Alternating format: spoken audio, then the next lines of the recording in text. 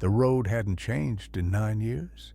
Same winding curve, same crooked pines leaning over the edge like watchful sentinels, same cracked asphalt that swallowed shadows when the sun dipped below the hills. Amelia tightened her grip on the wheel of the old Cadillac. The engine groaned with each mile, a tired animal pushing forward through the Tennessee woods.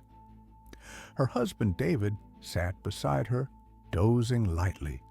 In the back, their two daughters, Sophie and Lily, argued over a stuffed rabbit. They were heading to her late grandmother's house. Amelia had inherited it after Grandma Elsie passed. A small, weather-beaten home nestled in the mountains, untouched since Amelia left for college. She remembered childhood summers there, picking blackberries, listening to the cicadas hum through hot evenings, and reading horror novels on the creaky porch swing. But there was another memory, buried deeper. It happened on this road. Amelia was 19, driving to Grandma's house for spring break, alone. The forest had been soaked in mist that day. Her phone had no signal. She was tired, distracted. That's when the deer, or whatever it was, leapt in front of her. The thud still echoed in her bones. The animal had sprawled across the road, legs twitching, mouth opening and closing like it was trying to scream. Its eyes locked with hers, not wild with panic, but filled with sorrow. She sat frozen. Then, with a shaking hand, she put the car in drive and left. Her grandmother never asked why she arrived pale and shaken. She had simply made tea, patted Amelia's hand, and said, "Sometimes the forest takes what it wants." Now, 9 years later, the trees looked closer, thicker, more alive. They arrived at dusk. The cabin looked smaller than she remembered, leaning slightly to the left. The screen door flapped lazily in the wind. Inside, it smelled of dust and lavender. The girls ran through the halls, giggling and slamming doors. David hauled in boxes while Amelia stood in the doorway, staring at the tree line beyond the backyard. It was darker there, like the woods hadn't moved in 9 years, just waited. That night, the wind howled through the windows. The heater groaned. Amelia lay awake, staring at the ceiling, the memory of the deer clawing at her thoughts. When she finally slept, the dream came. She stood in the middle of the road, the same spot, same fog, but this time the deer didn't lie broken on the pavement. It stood upright. Its limbs were human-shaped but bent wrong, twitching. Its face was half animal, half man, twisted, with empty sockets where eyes should be. Its mouth moved slowly, words crawling out like thorns. "You left me," it whispered. "You left us." Then she saw them. Small shapes behind the creature, fawns but not whole. Some were missing legs, others blinked with hollow eyes. They bleated, not like deer, but like children learning to scream. The figure pointed a shaking finger at her. "Time to pay." Amelia shot awake, drenched in sweat. David stirred beside her. "You okay?" he mumbled. She nodded. "Just a dream?" But it didn't feel like one. The next day, things were off. The radio flickered on by itself, spitting static. The front door unlocked without a sound. Sophie said she heard someone walking upstairs while everyone was outside. At night, faint sounds echoed through the hall. Soft, wet bleats, like tiny throats calling from behind the walls. A week later, Lily screamed from the top of the stairs. Amelia looked up just in time to see her daughter fall. Not tumble, but jerked downward like the floor had yanked her. The sound of her tiny body hitting the steps would never leave Amelia's ears. The hospital was white, sterile, silent. Lily lay in a cast, motionless. The doctor said spinal injury. No one could explain why a healthy stairwell gave way. Amelia didn't sleep that night. And when she finally drifted off at dawn, the nightmare returned. "You killed them," the creature said, standing over Lily's bed. "Now we take yours." Amelia stopped sleeping. After Lily's fall, the house no longer felt like shelter. It was a trap with thin walls and secrets in the floorboards. Every creak sounded like breathing. Every shadow in the corner held shape. The bleating, that wet, pitiful sound, now came every night. Sometimes it echoed from the attic, sometimes from under the floor. David tried to hold it together.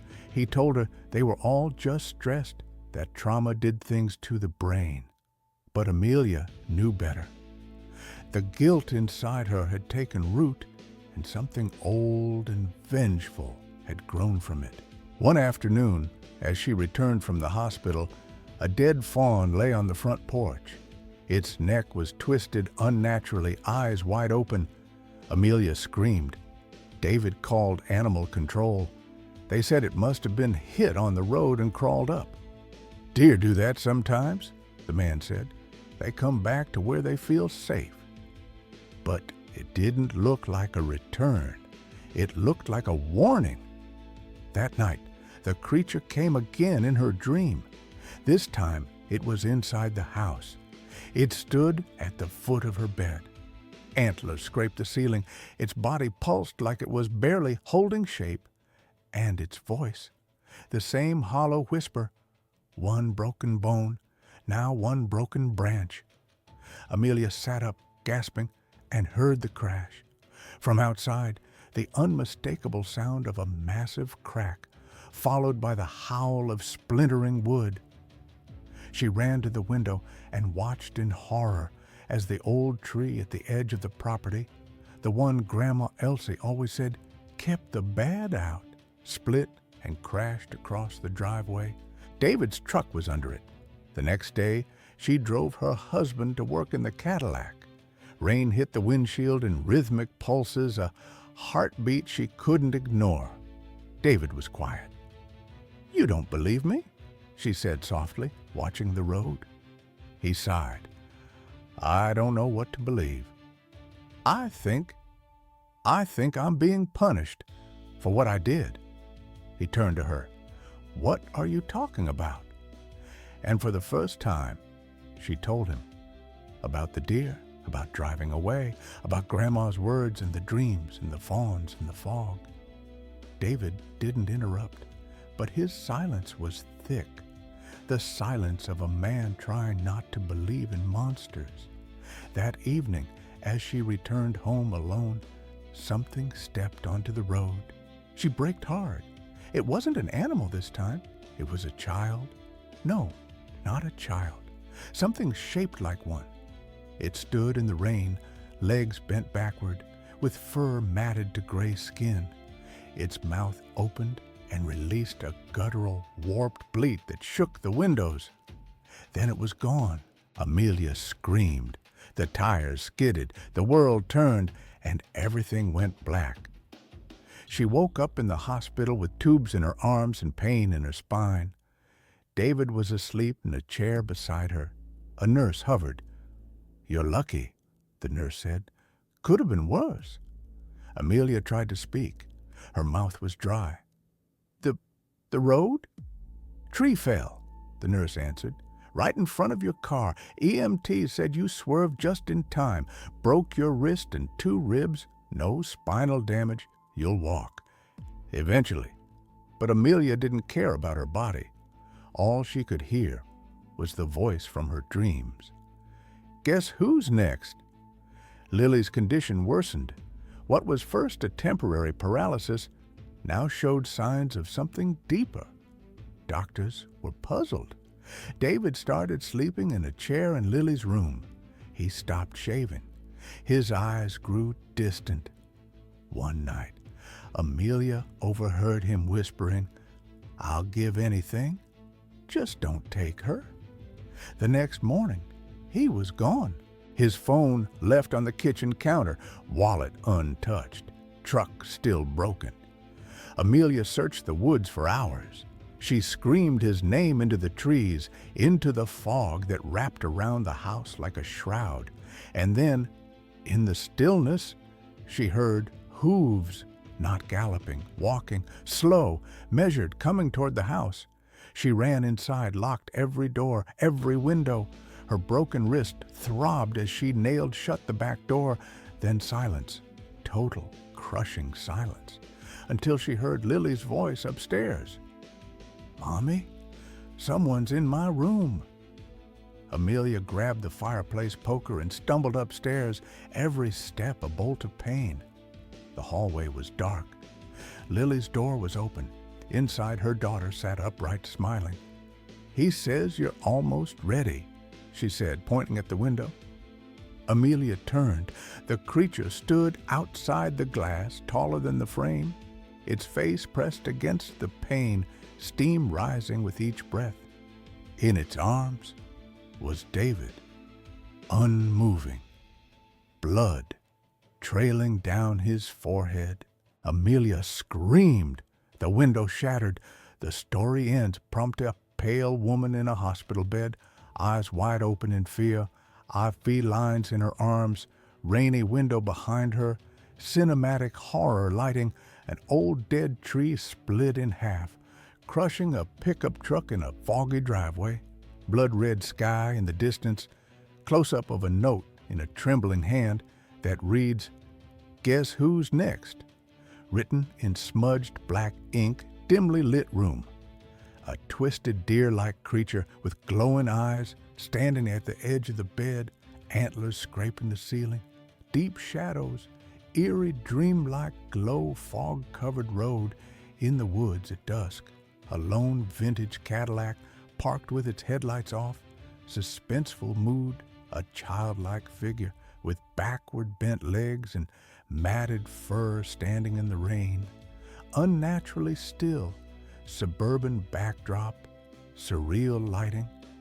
Interior of a small wooden house at night, every shadow feels alive, eerie silence, flickering light bulb in hallway, a woman screaming in horror at a fawn corpse on her front porch, cloudy sky, blood pooling at the edge of the doormat, old attic door slightly ajar, thick dust in the air, glowing animal eyes peeking from within, dim ambient light, a shadowy creature seen through fogged-up glass window, antlers pressed against the glass, condensation and breath-forming frost patterns.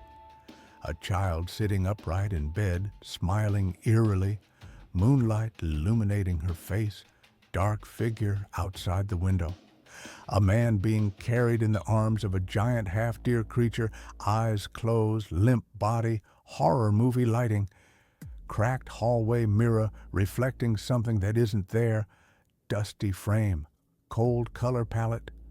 A woman nailing shut a door in panic, broken wrist bandaged, tools scattered on the floor, storm visible outside, a haunted forest with twisted trees and hanging moss, fog swirling low, antlers barely visible between trunks, interior of a hospital at night, cold sterile lights, empty hallway, faint echo of hoofbeats in the distance, a fireplace poker gripped tightly in shaking hands, camera angled from behind, dim shadows on the wall, a foggy mountain view behind an old cabin, deer skulls mounted on the wooden fence, ominous and quiet.